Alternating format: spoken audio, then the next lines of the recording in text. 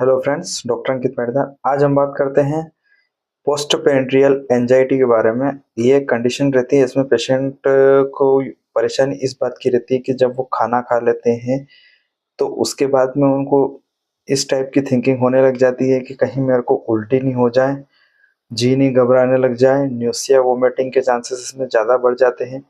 तो इसको post perennial anxiety बोलते हैं। और खाना खाने में पेशेंट को झिझक होने लग जाती है, वो पूरी तरह से खाना नहीं खा पाता है, बार बार ये थिंकिंग ओवर थिंकिंग उसके माइंड में बढ़ी रहती है।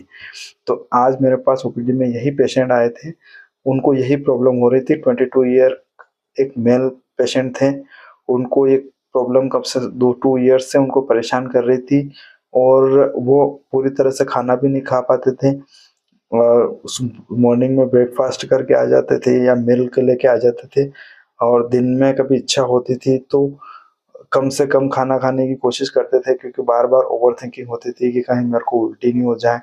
और कहीं कहीं गलती से अगर वो पूरी तरह से खाना खा लेते थे तो उनको ये परेशानी होती थी कि मेरे को उल्टी हो जाती थी। ओवर थिंकिंग के बाद में उल्टी हो जाती थी, तो उनके माइंड में ये टेंशन बैठ गई है, एक तरह से ओसीडी की तरह ये चीज़ें काम करने लग गई है। तो ये परेशानी बहुत ज़्यादा पेशेंट्स में देखी जाती है।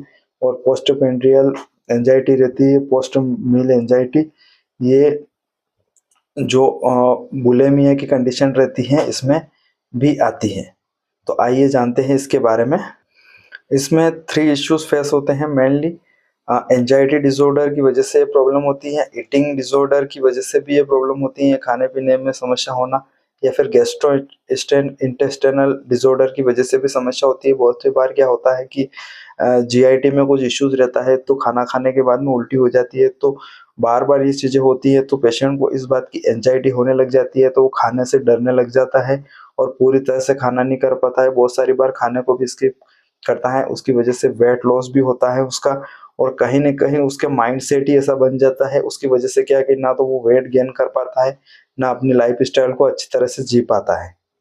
सिम्पटम्स की बात करें इसमें तो रैपिड हार्ट बीट, अचानक हार्ट बीट बढ़ जाती है, इरेगुलर हो जाती है, खाने के बाद में अनकंफर्टेबल सिचुएशन बनने लग जाती है, एंजाइटी प्रोवोकिंग सिम्पटम्स आने लग जाते हैं, उसके बाद घबराहट होने लग जाती है और न्यूसिया टाइप फीलिंग होने लग जाती है। स्वेटिंग की वजह से भी प्रॉब्लम होती है। मोस्टली ये प्रॉब्लम समर में होती हैं, जैसे गर्मी के मौसम में स्वेटिंग ज़्यादा होती है तो उसकी वजह से भी ये प्रॉब्लम होती है। जैसे पाम्स हो गया, शोल हो गए, अंडर आर्म्स के अंदर स्वेटिंग होती है। तो ये कंडीशन जो घबराहट होती है, एंजाइटी होती है, तो ये बढ़ने लग जाती है।